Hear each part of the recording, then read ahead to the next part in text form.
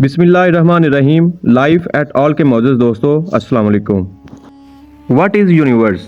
How life came into existence? कायनात क्या है और ज़िंदगी कैसे वजूद में आई? एक मोहतात अंदाजे के मुताबिक 14 अरब साल पहले ये कायनात वजूद में आई। लगभग 14.5 अरब साल पहले ये निज़ाम शमसी और तकरीबन 14.5 अरब साल पहले ये खित्ता अर्ज़ तश्कील पाए। यहाँ ये सवाल पैदा होता है कि आखिर ज़िंदगी कब वजूद में आई? यह गुमान किया जाता है कि अगर स्यारा ज़मीन पर ज़िंदगी के आसार नमूदार ना होते तो यकीनन ये मरीख जैसी नज़र आती। साइंसी बुनियादों पर बिग बैंग थ्योरी हमारी वाज़ह रहनुमाई करती है।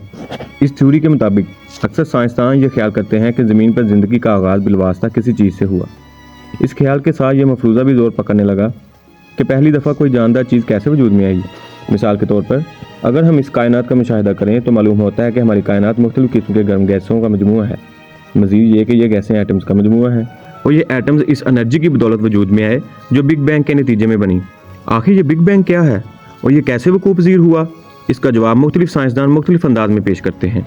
इसी तरह एवोल्यूशन थ्योरी बताती है कि इंसान बंदर से तश्कील पाया, बंदर रेप्टाइल से वजूद में आए और रेप्टाइल से आबी हयात वजूद में आए और आबी हयात से एक खलवी जानदार या सिंगल सेलुलर ऑर्गेनिज्म वजूद में आए। लेकिन फिर ये खलवी सेल्स कैसे वजूद में आए, ये एक अहम सवाल है। एवोल्यूशन थ्योरी इस्लाम से मुकम्मल तौर पर मुतसादिम है। जैसा कि सूरतुल हुजर में अल्लाह ताला फरमाता है, बेशक हमने इंसान को खुश्क बचती हुई मिट्टी से बनाया जो ऐसे स्याह गारे की थी जिसकी बू आती थी। साइंसदानों ने कायनात की तख्लीक और ज़िंदगी की इब्तदा के मुतालिक मुख्तलिफ अदवार में मुतअद्दिद थ्योरीज़ पेश की। जब इन थ्योरीज़ को हक़ाइक़ की रोशनी में परखा गया और तजर्बात के मराहल से गुजारा गया तो जहाँ इन थ्योरीज़ या नज़रियात में बहुत सी खामियों की निशानदही हुई, दूसरी तरफ जदीद साइंस के इंकशाफात ने 1400 साल पहले कुरान में बयान करदा हक़ाइक़ को तस्लीम किया।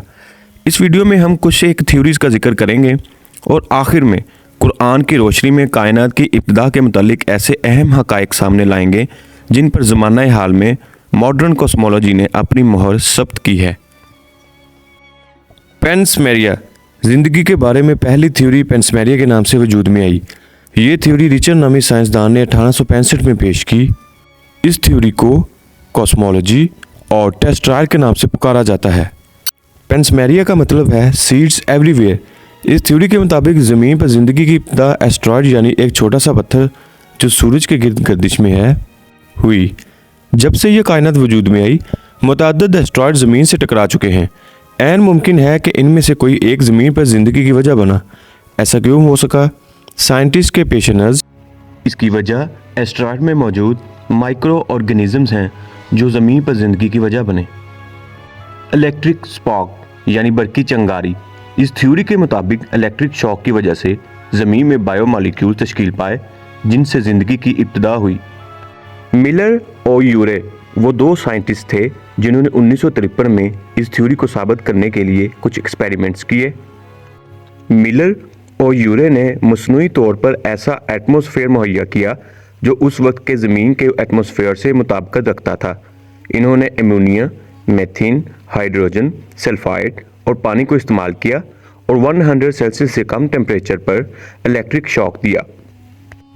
इस तजर्बे के नतीजे में मीथेन की 50% कार्बन सिंपल कार्बन कंपाउंड्स यानी एमिनो एसिड में तब्दील हो गई।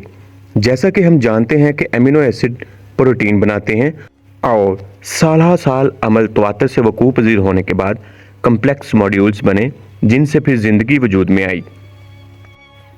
Chilli start. इस थ्योरी के मुताबिक ज़िंदगी बर्फ़ से वजूद में आई। आज से 3 बिलियन साल पहले 100 फीट तक समुंदर बर्फ़ से ढके हुए थे और सूरज भी मौजूदा वक्त की निस्बत 3 गुना कम रोशन था। बर्फ़ के बार बार जमने और पिघलने की वजह से ऐसे केमिकल रिएक्शंस वक़ूअ पज़ीर हुए जिनसे ज़िंदगी वजूद में आई। साइंटिस्ट के मुताबिक ज़िंदगी बर्फ़ के सैकड़ों फीट नीचे वजूद में आई। हसास केमिकल कंपाउंड सैकड़ों फीट नीचे पानी के असर और सतह समंदर पर कॉस्मिक रेज से महफूज रहे। Community clay. ये थ्योरी एक organic chemist Alexander Graham crane Smith ने पेश की। इसके मुताबिक ज़िंदगी के लिए पहला मॉलिक्यूल मिट्टी से वजूद में आया। वक्त के साथ साथ बायोकेमिकल मॉलिक्यूल्स इर्तिकाई अमल से गुजरे जिसे जेनेटिक टेकओवर का नाम दिया गया। اگر ہم مائکروسکوپ کے نیچے مٹی کے ذرات کا مشاہدہ کریں تو ہمیں ایسے کرسٹلز نظر آتے ہیں جن میں ایٹمز خاص ترتیب سے موجود ہوتے ہیں جو تمام ایک دوسرے سے مختلف ہوتے ہیں۔ ان کلیئر کرسٹلز کو زندگی کی بنیاد سمجھا جاتا ہے۔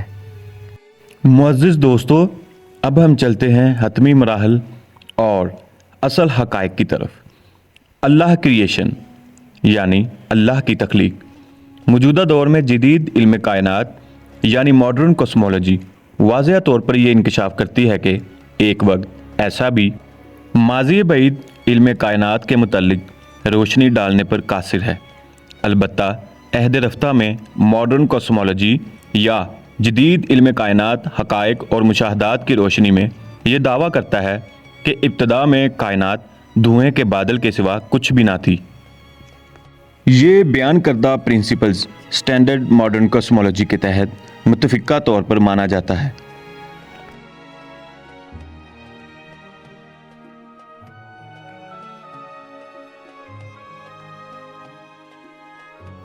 سورہ حامیم السجدہ آیت نمبر 11۔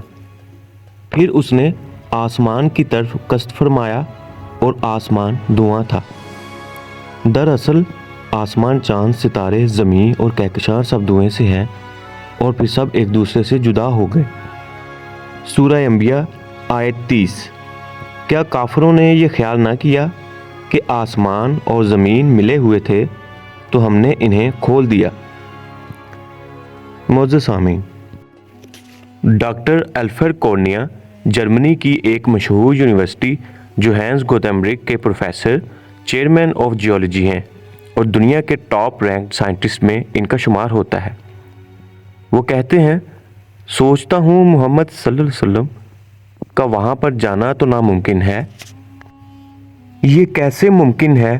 اتنا عرصہ پہلے انہیں کائنات کے اتنے اہم رازوں کے متعلق آگاہی حاصل تھی۔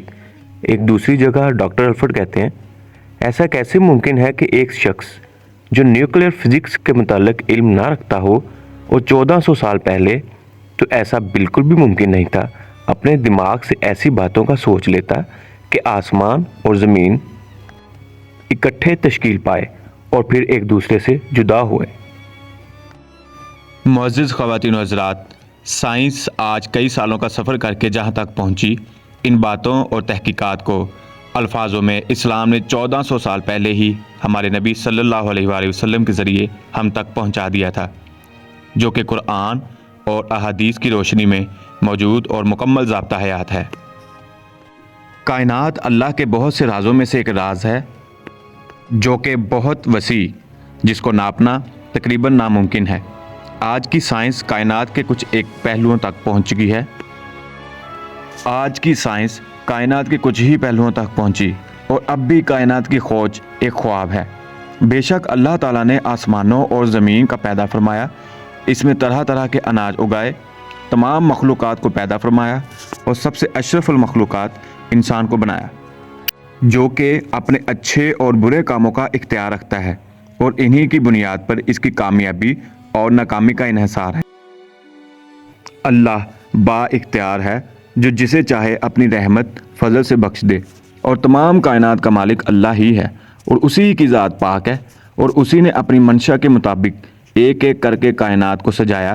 سورج، چاند، ستارے اس کی تابع ہیں، نہ چاند کو اجازت ہے کہ سورج سے پہلے نکل آئے، نہ سورج کو کہ وہ چاند سے پہلے نمودار ہو جائے۔ اسی طرح رات اور دن اپنے اپنے مقررہ وقت پر طلوع اور غروب ہوتے ہیں۔ یہ تمام تر نظام اللہ کا بنایا ہوا ہے جو کہ اپنی حد سے تجاوز نہیں کرتا۔ امید کرتے ہیں آپ کو ہماری ویڈیو اچھی لگی ہوگی۔ آپ اپنا مشورہ، اپنی رائے کامنٹس میں دے سکتے ہیں۔ لائف ایٹ آل اسلامک کے ساتھ جڑے رہیے، اور ہاں، سبسکرائب کرنا اور بیل آئیکن کو دبانا مت بھولیے گا۔ شکریہ۔